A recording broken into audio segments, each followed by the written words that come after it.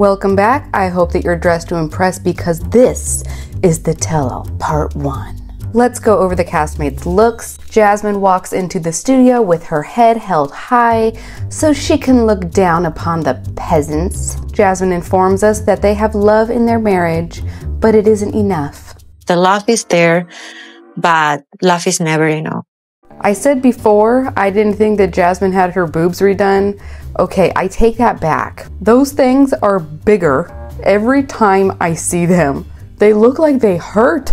Gino anticipates some fallout as well. It's like me versus her. So it's going to be pretty intense today, but I'm ready to defend myself. So don't f with me.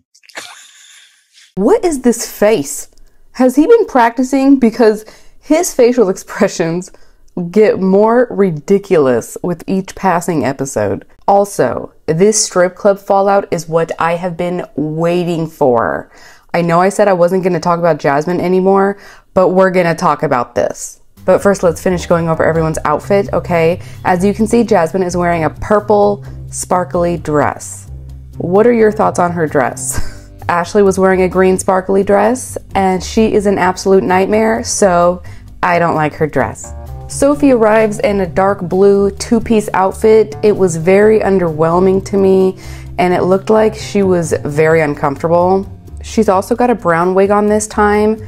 I think that the natural color looks so much better than the blonde wig that she had on. I thought that Rob looked great. I don't love the ponytail, but he looked good. Oh, and I forgot Gino because who cares? Oh, Lord. And then Nikki shows up. Hi, everybody. Oh, my God. Oh, wow. Hi.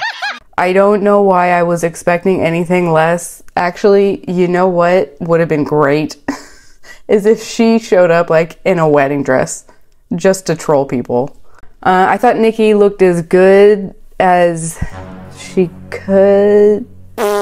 Trying to cleanse myself because I have a lot to say. Why? Because I spoke with Igor last night. Nikki tells us that since the breakup text he sent her, they got back together before his birthday, and she thought everything was going great until after his birthday. And everything was great. I thought we made up.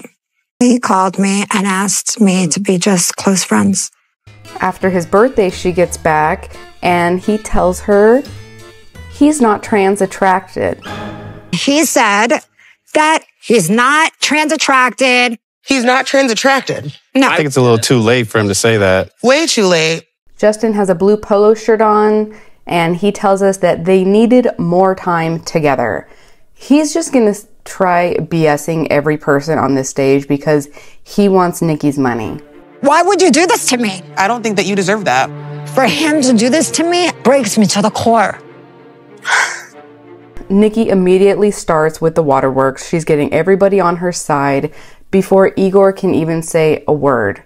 Okay, then Sam and Citra walk in. Sam is dressed very casual and Citra's in like this long, loose, summery yellow flowy dress. They tell us right away that Citra is pregnant. Yeah! Clayton and Annalie walk in. Clayton is dressed in a burgundy button-up. It looked nice. Annalie looked like she was wearing the Temu version of Jasmine's dress. The fit was horrendous. It looked cheap and terrible. But her hair and makeup finally looked good, so hooray for that. As soon as they sit down, Manuel jumps down Clayton's throat and he's like, "Where's your mom? Why, Clayton? Why would you allow your mother to live in a closet?" It's a one-bedroom apartment. Like, oh yeah, you can have the bedroom. Like, she got herself into the situation where she needed to move in with somebody, and that was what's available. And then everybody was silent until Devin and Nick walk in. Hello. Nick looks nice in a gray colored... Nick looks nice in a gray collared shirt, and Devin looks like she's lost like 50 pounds. She looks like a totally different person and like so much older. And I don't mean that in a bad way. I just mean she looks like a more mature woman. I don't know how to say that without making it sound like I'm saying she looks old. I'm not saying she looks old. What I'm most excited for today at the tell-all is finally being able to speak up for myself because I feel like I was very quiet but I kind of just want to make. What did she say? No, but seriously, I anticipate her to say very little, especially in a room full of these loud idiots. Nick tells us he's prepared to defend himself against losers who come at him. I don't listen to losers like trying to come at me. I don't listen to them. Okay, so finally they're called out to the stage. Nikki walks over to her chair and Igor, who can apparently see her, says, "Who is that bird?" Who's that bird? Yes. Oh my God. But Sean is like, "Nikki, your dress is beautiful. Why don't you stand up and show us?" Why don't you stand up and show it to us? That's gorgeous. Then Igor says, "Babe, you look beautiful." And Ashley's like, "Oh no. Why are you calling her babe and telling her she's beautiful? What's going on with you guys?" Nikki was crying Crying. backstage. And Nikki starts doing the pout. And Igor doesn't even respond. And Sean's like, Well, I hope you're feeling okay now, Nikki. And it sounds like we have a lot to discuss later. moving on. Clayton and Annalie tell us they moved out of Kentucky.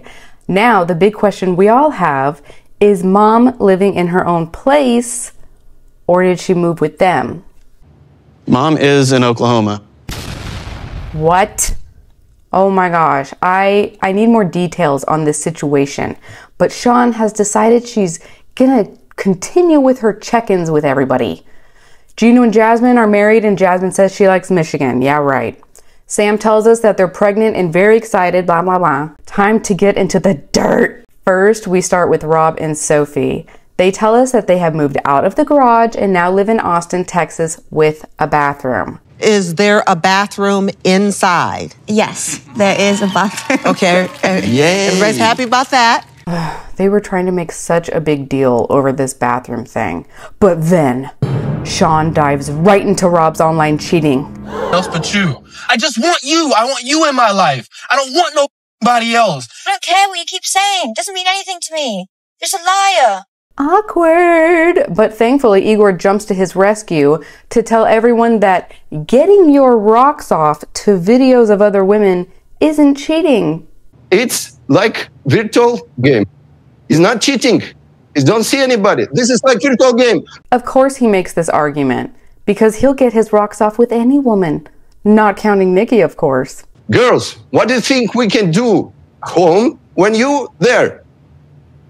The best what we can do. as long as you're honest. It's masturbating. Yeah, but You can't wait? You trying to say you have zero self-control? So then Gino asks, has this happened since? And Rob says, no. And then they bring Claire on. Oh. Do you still stand by everything you said about Rob? Yes. Okay, is this going to be when everybody starts piling on Rob? Oh my gosh. Here's the thing. He made all these promises, and when she got there, I mean, he didn't even clean the place. Ugh.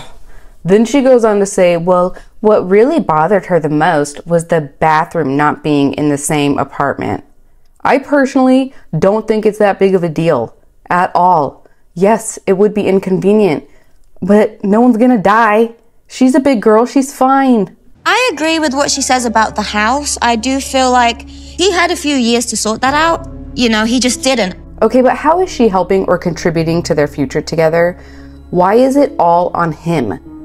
Did she ever think to ask? Your mom is in the wrong, and so are you. You're both in the wrong. About the house? Because you knew my situation at the time. You knew I was trying to get out of that apartment. Exactly. Exactly. Then Sophie says, if you had a daughter, would you want her to live like that? You have to put yourself in my mom's shoes. If you had a daughter, would you want her to live where you lived? Dude, shut up. He told you exactly what his circumstances were, and you chose to go. Then Claire jumps in, and she's like, Sophie was working 3 jobs, and you just sit around in your apartment playing video games. Claire, that's not true. That's inaccurate. Then Rob's like, actually, Claire, I'm the one who had 3 jobs, and then when I lost the one, I still had 2 other jobs. There was never a time when I wasn't working. Sophie, on the other hand, what are you even talking about? What 3 jobs did Sophie have? What are you talking about? And in Mexico, Rob, who was paying the rent? Me. She paid our rent in Mexico? We're trying to hear. She's lying. Sophie's like, it doesn't matter who paid for what. And Rob's like, yes, it does matter, Sophie, because your mom has a terrible opinion of me and it's not fair. You are the epitome of the pot calling the kettle black when it comes to responsibility, the kind of guys that you should allow in your life. Oh my gosh. Is this when everyone starts piling on Rob? Rob did everything in his power to try to make Sophie welcome. He would have done things better if he could have. I don't think he should be attacked like that. Wait, what? I was not expecting that. Okay, hang on. I need to see what everyone else sees, or I need to see what everyone else says first. Well, and she really attacked who Rob is, his character, saying he's boring. That stuff hurts, especially from your mother-in-law. Holy crap, is Rob being defended?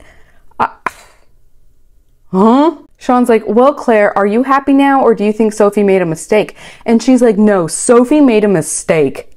Hey, Claire, after the wedding, you described it as a hard day. I was upset she was marrying him because he wasn't the right man for her. What? How are you going to foster any sort of a relationship with your daughter's husband if you can't grow up? Rob's like just trying to convince them constantly that this person is just trash. Yeah, that sucks. I completely agree.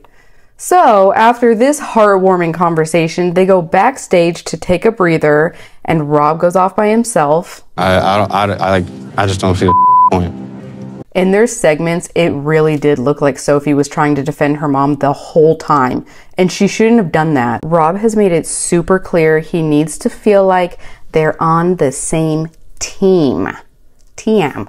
Sophie's telling everyone that she chooses to defend her mom because I guess Rob can defend himself, but her mom can't. I'm always going to make sure my mom is okay because I know Rob, he can protect himself. And Sam's like, yeah, I think you need to try and cut your mom out of things. Sophie's like, I would never cut my mom out of anything. She just wants him to treat me good. But doesn't he treat you good? Look at what you just said, girlfriend. What are you implying by that? Look at what you just said. What are you implying by that, Sophie? He treats you good, right? I am flabbergasted that all of them are taking up for Rob right now. Sophie says if things don't change, she's going to move on. And then Rob walks up and he's like, this is crazy, the way that you defend your mom. Where's the Rob? Thank you for being solid and holding it down. You had 2 years to find a different spot. This relationship is getting exhausting. I can't believe they're going to be on happily ever after. That sucks. Okay, that's enough of them. Let's fast forward. Oh yes, Gino and Jasmine are up. First question is, how is the marriage going? They both say it's fine. Then Sean brings up the money that Jasmine spent on her butt implants. You know where my wedding dress is right now? At the basement on a plastic bag getting dust. Where is my ass right now? Jasmine says the only regret she has is not getting bigger implants. Wow. The only thing that I regret is that I wish I have gotten bigger implants. She lost her soul so fast on this show. I mean, so fast. Thinking 5,000 on each cheek, Jesus. Yeah, because you want to have both to match, duh, obviously. Sam makes it clear he doesn't like the fact that he asked her why an ex would lend $2,000 unless he expected something in return. And her response is, a person like you would think that way. $1,000, that's a lot of money. A person like you, Sam, will think that way. What does that mean? A person like you? Am I too upset about this? I'm wondering if Jasmine just thinks she's better than everyone else, or she's knocking him because he's an addict. I don't know, but it didn't sound good. Then Jasmine's like, oh no, there's nothing to worry about. We don't have any intimate feelings. Blah, blah, blah. And Rob's like, as if there's nothing for Gino to worry about. Nothing. But I've heard you, when being mad at Gino, say some very hurtful things. And she's like, I do that on purpose to get him triggered. And Rob says, well, then you're going to have to live with the consequences for the things you say to him. But you have to live with the consequences of that. So if his understanding of this person... I know, and I regret it. This is the thing, Rob. Is Rob actually dropping wisdom and insight right now? What is happening? Is it Friday the 13th or like opposite day or something? They keep going back and forth. Jasmine deflects and doesn't take responsibility for any of her actions. Then they shift gears to Jasmine finding the lip gloss in Gino's car, and they play her ridiculous crying against the window scene. You're so ridiculous. It's sickening. You're crazy.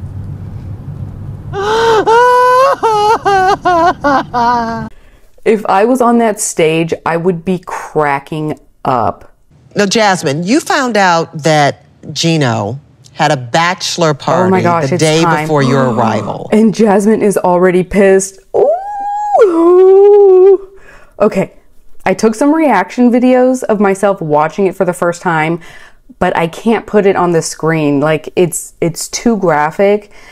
But there was a lot of new footage, and Gino was clearly enjoying himself. But not only that, as the cast is watching it, Jasmine is starting to break down, and Gino is just smiling and laughing throughout all of it. Look at Jasmine. Holy crap, here we go. Oh. There you go. All right.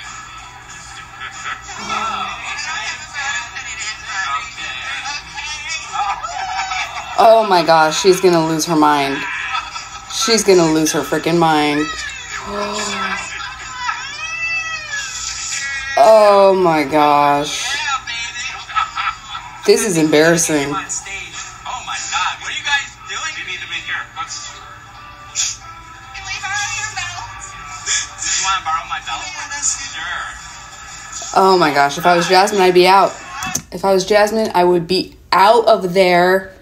Ooh, I got goosebumps, you guys. One person who was there that night at the club and got a firsthand account of Gino's behavior is one of the dancers. What was the purpose of calling up the dancer? Just to pour salt into the wound? How do you feel that your wife is crying like that, huh? It seems like you're really interested in the strippers rather than your wife, and she's gorgeous. Jasmine is beside herself. She's in hysterics. So she rushes off the stage, and Nikki follows after her. You play, Gino. You wanted this. You got it. And throughout all of this, Gino keeps saying he did nothing wrong. I didn't do anything wrong. To me, that was wrong. To me, he did wrong. Well, that is it for this one, you guys. As I expected, That is it for this one, you guys. As I expected, Devin didn't say a word. Maybe in the next episode. Thank you for watching, and I will see you guys next week. Bye.